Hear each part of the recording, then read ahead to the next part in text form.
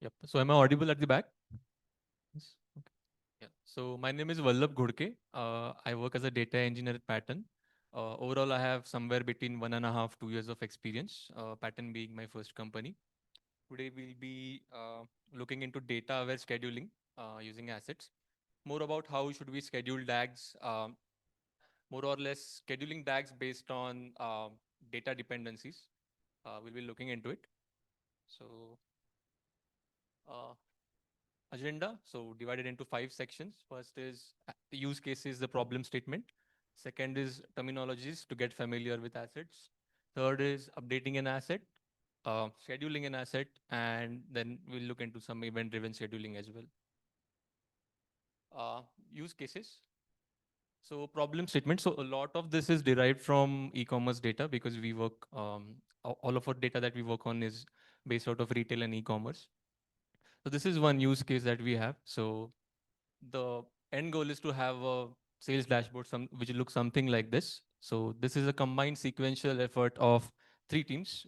First being the data engineering team one, which scrapes data from a lot of different APIs, dumps it into a warehouse, maybe Snowflake. Then there's the data science team, which trains on that data, does some predictions, forecasting, and again dumps that data into a warehouse, Snowflake. Then there's a third data engineering team which transform this data into fact and dimension tables. So anyone working in data engineering would know that to support some a dashboard like this, you would need to transform the data into fact and dimensions. So the most important aspect here in this dashboard is data freshness, right? Anything, any change happening, any data event, data update happening to the first data source, which is provided by the data engineering team one, should reflect on the sales dashboard as soon as possible. So the end goal here is, so let's say there are three DAGs, three separate DAGs owned by three different teams over here. There should not be a single second of time wastage, I would say, between execution. So let's say one DAG is over. Eventually, the second DAG should get triggered and then the third. So there's a lot of data dependency between all of these three teams. So this is one of the example. Second would be this one. So we want to support an inventory dashboard. Again, we have data sources coming from three different teams, three data engineering teams, three different data sets. So the final data set that we have is a global inventory report, which is a transformed version, a, a denormalized version of these three tables. Anyone working with inventory would know that data freshness is the most important aspect. Um, any changes to any of the upstream tables should reflect in the global dashboard. So I would not want to alert a product was low stock one day after it was low stock, right? So if any of the data set changes, the transformation should trigger my downstream transformations as well. So the existing solutions for something like this to trigger DAGs which have data dependencies. First one being, the schedule, right? In this case, let's say that data engineering team pulls in data 1 p.m. at 1 p.m. daily. It takes around half an hour for them. That data science team will take around 20-30 minutes to do the predictions and forecasting. So you know the time and you know the compute time as well. But that does not work well on production because there are a lot of ad hoc changes that happen to upstream data sets. So not really a good idea to schedule based on time here. Second option is sensors. Keep sensing if there is a change in a data source, keep sensing, keep polling. But the thing with sensors is that they're very compute heavy. They 90% of the time they just keep sensing, and it's just the few instances where the data has actually changed, which really matters. So sensors are great. Sensors work great in quite most of the scenarios, but they're compute heavy. They take a lot of your compute. Uh, the solution is assets, previously known as datasets. So in Airflow 3.0, they are now termed as assets. Previously, they were known as datasets prior to Airflow 3.0. We will look into an code example. We'll take the same example here. Uh, yes. So terminologies. What is an asset? So asset is a logical object to which tasks in a DAG can update to. and using which downstream DAGs can be scheduled or triggered. So most of us I've been working in Airflow, so we know what a DAG and what a task is, right? Uh, we'll come to this definition once again when we see an code example. Uh, so this is a simple, I would say a DAG. This is a simple DAG which loads my training. So I'm referencing the first example here, this one, right? So there are three DAGs, data each belonging to each team, right? So this is my load training DAG, which belongs to my first data engineering team. What this DAG simply does is pulls in data from various sources. So basically triggering a Lambda function to load my training data, and it has multiple various API sources, dumps it into Snowflake. So for ease of example, I have only one task in my DAG. On production level DAGs, we know that there are at least 5, 10, 15, 20 tasks. It's not this straightforward, but just for an example, I've uh, created this. So this is my DAG. So this is my load training data task, which is my canonical task, uh, which is dumping my data into my data warehouse. What I want to do is I have more downstream DAGs, which is prediction.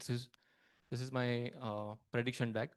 What this essentially does is again takes the training data that was pulled in by my data engineering team one and does the prediction forecasting, dumps the data again into a data warehouse. uh, my third tag, transform tag, whatever data my data science team has given, I will use that and transform into fact and dimension tables so that um, I can support my dashboard. So whenever my first DAG is executed, whenever I have my data ready, I want to inform my downstream consumers of my DAG that this particular data set has been refreshed and is being ready to use. So I can just using assets. I just need to specify uh, an outlets parameter so that whenever this particular task is executed, I create an asset event which will update this particular training data asset. My downstream DAG, which is my prediction DAG, will be automatically triggered whenever the task from the previous DAG was executed. And it will hit the SageMaker endpoint. It will do all the necessary machine learning predictions and forecasting, and it will dump my data into Snowflake. Once my data is there in the data warehouse, again, I have specified an outlets parameter over here. This will basically state that, okay, the prediction data set is also ready. The downstream DAG, which is my uh, data modeling DAG, can now use this data uh, to do the necessary transformations. So if you see, we came from like time schedule, the first option. Second was sensors. This is the third option, and in this scenario, this option really fits in very well. Um, yes. So again, coming back to the definition, asset is a logical object. Airflow does not actually know if there is actual data change in it in the data source. Uh, is there an actual data change? It's our responsibility to mention which data set is actually getting changed. So it does not know what's the delta or what's the actual change that's happening to the data set. So asset is a logical object to which tasks in a DAG can update to. So to which tasks in a DAG can update to, using which downstream DAGs can be scheduled. Using which this is my downstream DAG. And if you see the schedule over here, this schedule is based on my asset training data. So this is a simple example of how we can use assets in data-driven scheduling. Uh, in the Airflow 3.2 UI, you can also track the asset lineage. So this was my first DAG, which was my load training DAG. This after this DAG was executed, this particular asset was updated, and this particular asset then triggered this prediction DAG. Once this DAG was executed, it triggered my prediction, updated my prediction data asset. Once and this prediction data asset then updated my data modeling DAG. So these three DAGs were pretty much data dependent on each other, and asset just solved that problem of data dependency without having any delay in triggering the downstream DAGs. Asset event. An asset event is created whenever a producer task updates an asset. So in this case, my producer task is this prediction task. Also, my producer task is load training data task. So whenever this task is executed, it will make an update to this particular asset, in this case, training data.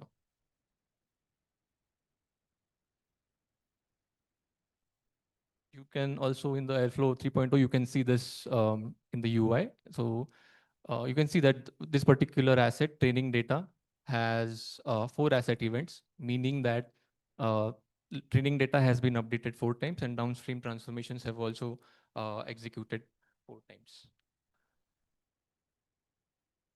Updating an asset. How can we update an asset? The one example that we saw was using this outlets parameter, right? You can just specify an outlet parameter with the asset name in it, in whichever task that you want to, after which you want to trigger. So there are total 5 ways of doing it. We will see one by one.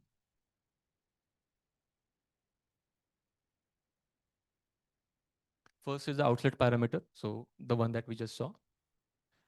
Second is the asset decorator. So this is a new way of creating updating an asset. It's pretty simple.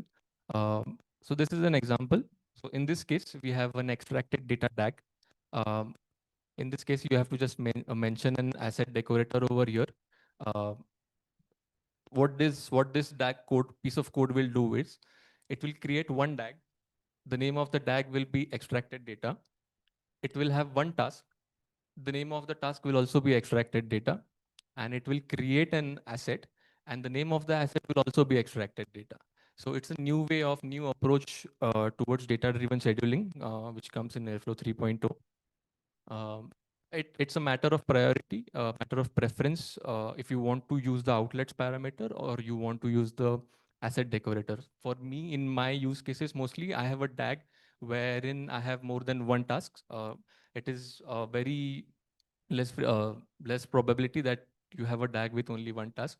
So matter of preference, if you prefer this, well and good, or otherwise you can always go ahead with the outlets parameter. Uh, You can also you can update an asset manually in the Airflow UI. You can just, there's a create asset event button. If you click on the asset, so this is one of my asset extracted data. When you just when you just click to this create asset event, the downstream transformations will get triggered. Also, you can pass in some metadata information as well, so that both DAGs can communicate between each other. So you want, when you're triggering your downstream DAG, you can pass some data as well, so that it can conditionally render few tasks or conditionally fire few queries. Fourth is Airflow REST API. You can update an asset using the Airflow's REST API as well.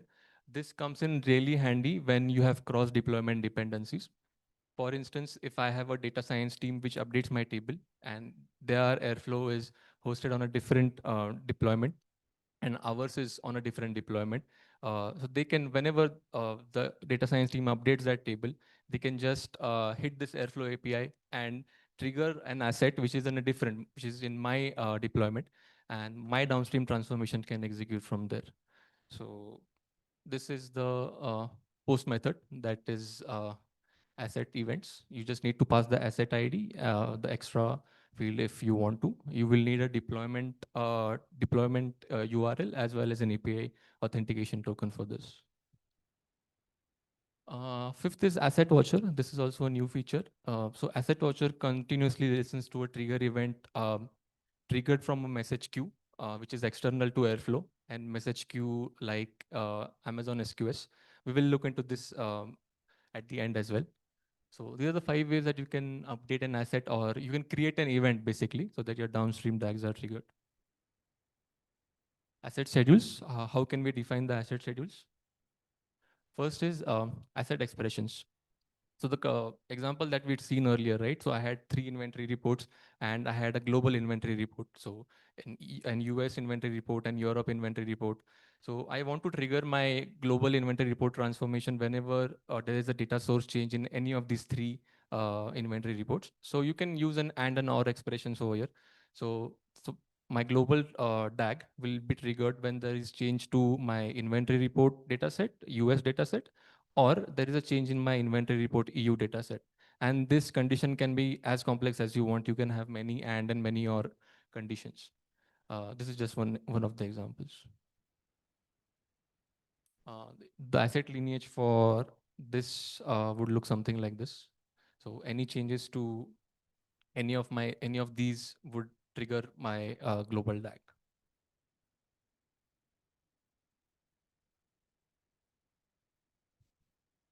Yeah. Asset or time schedule. This is a really cool feature. So let's say you have one use case where you want to trigger your DAG, let's say 1 p.m. every day, or this is one scenario, or you want to trigger your DAG based on updates to your downstream tables. So this is one if you see asset or time schedule. So this DAG will be triggered whenever it's 12 a.m. or any of these two data sets are updated. So you can have a combination of time as well as data driven scheduling as well. Event driven scheduling. Let's take a use case. Event driven scheduling is a subtype of data aware scheduling, wherein you are listening to a message in a queue which is external to Airflow. Uh, let's take an use case example from here. Let's say you have a retail warehouse. And you want to trigger a notification whenever a product is low in stock, and you want to do following actions to restock that particular product, right? In this case, I have a retail warehouse. It will notify in my Amazon SQS whenever a product goes low in stock. So I have a message queue trigger, which is continuously polling to this SQS, continuously listening. Um, Whenever a message is delivered to this Amazon SQS, it will trigger it will trigger this, and my asset watcher will be continuously watching my message queue trigger, uh, and this particular asset, low inventory asset, will be triggered, and my restock DAG, which is responsible for restocking my inventory for that particular product, will get executed. So this is like an example of event driven scheduling. We'll see just in code walkthrough of this as well.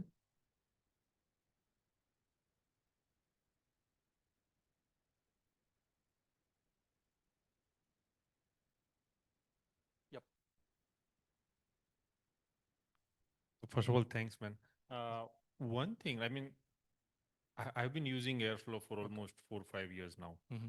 Uh, and I've started with 1.10 version, Okay. and I see how it is growing in the Growing. 3, right? Correct.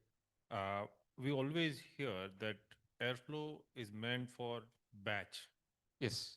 It is never meant for stream, Stream. right? Correct. But now Yes.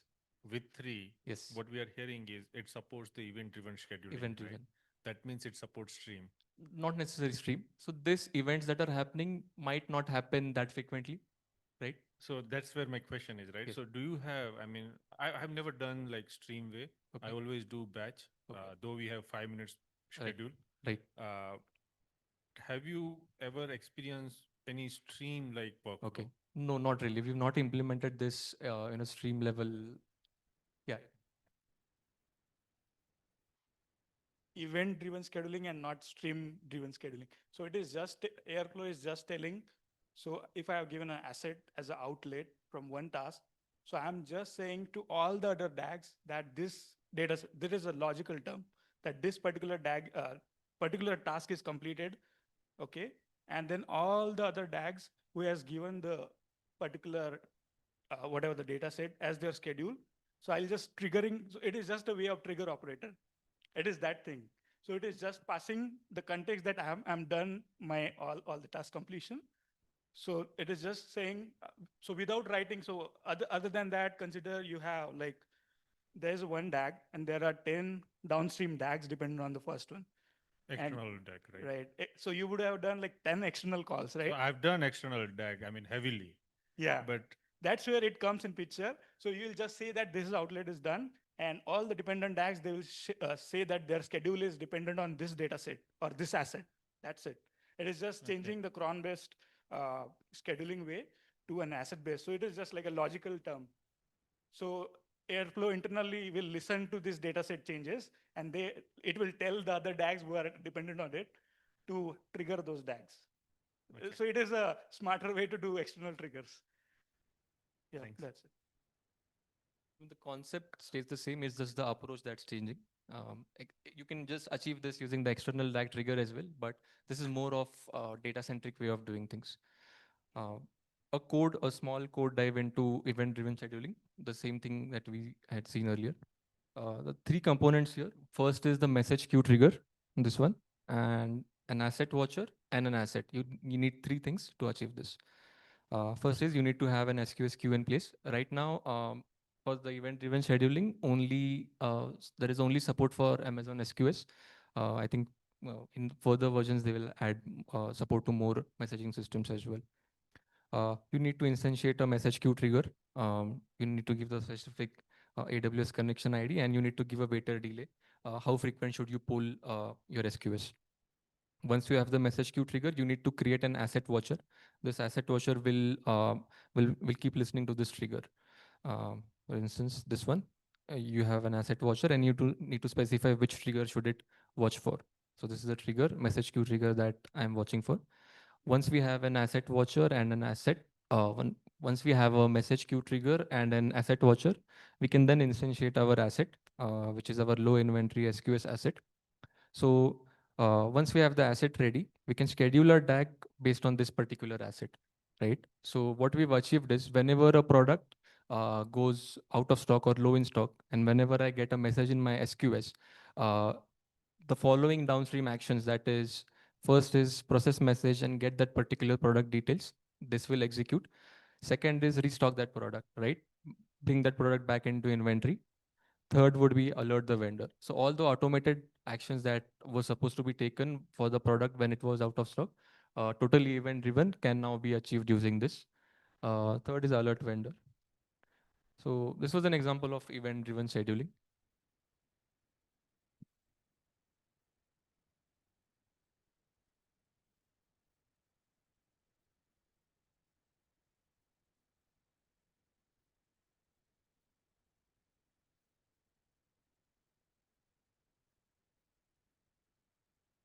Hello. Yes. Yeah, I have one question. Yep. So basically, the problem statement that you started with Hmm. was about whenever data change happens, Yep. I want to take certain action. Correct. Here you have defined asset, Yeah. which is assuming it is a special type of object Hmm. on which you have actually put at the rate daily, or you have also put scheduler. Schedule. So is it like a outbound or inbound? Is it like when the change happens in data, that asset will be called, or it's like a puller on a particular daily basis, it will pull the data? No, it is on change basis. The first thing that you said. So whenever a change happens in my data lake, Yeah. or so it will fall back into the asset which is defined for Correct. that object. So Airflow actually does not know what change is happening. Correct. It's you and your task that will tell that this action has happened. Okay. Yes. And which asset to call? Where is that mapping? That this change has happened now, Yeah. make call to this particular asset into my workflow. Yeah. So let's take an example here.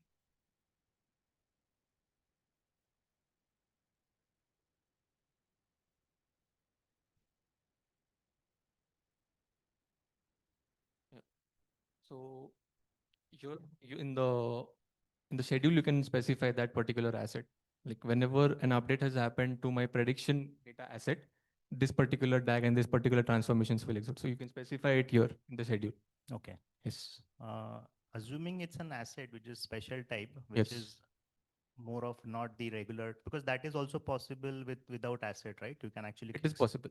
So asset, I'm assuming it also has capability of reconciliation. So tomorrow, if I want to check Yeah. that changes happen in this particular prediction data, Mm. but in that table or whatever the data is, it has certain attributes, and I want to reconcile that only this particular section has been updated. So maybe in my product, where I'm sending that data back, that changes up happen to the sales team. Yeah. I also want to say that only the ratings have been changed on this, or the comment section has changed, which is more of optimization problem Correct. again. So does asset has that capability of reconciling what changes happened? Uh, you not really, but you can pass information to an asset, whatever has changed. So let's say this is my last downstream DAG. Uh, my prediction DAG has triggered this particular DAG, right?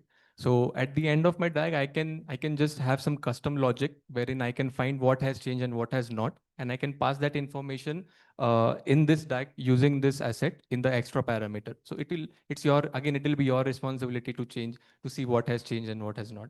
Okay, so it doesn't have old flow. So whenever it was triggered at say time t1, Hmm?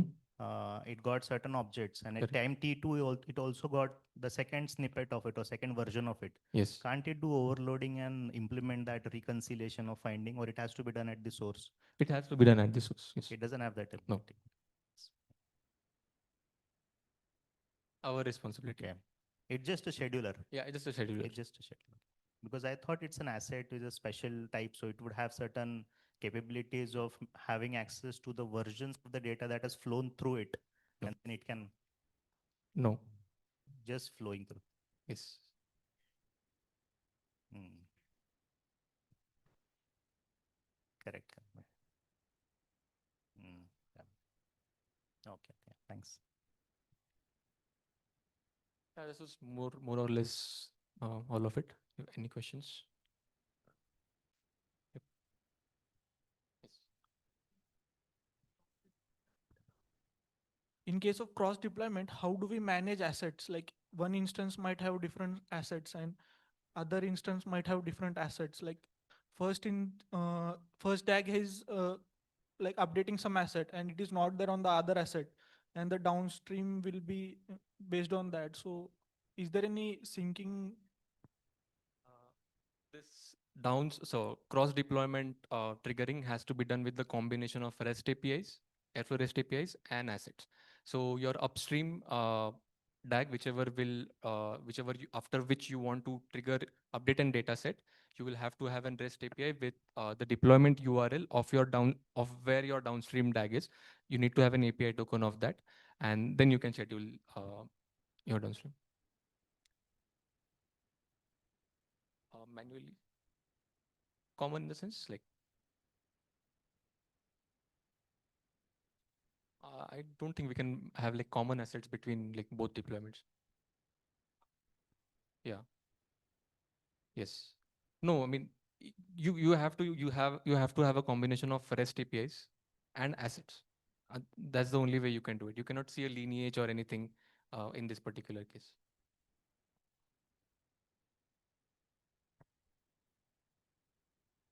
Hmm. Just like it is just like variables. I mean, right? Airflow variables, just like that. Hmm. Correct.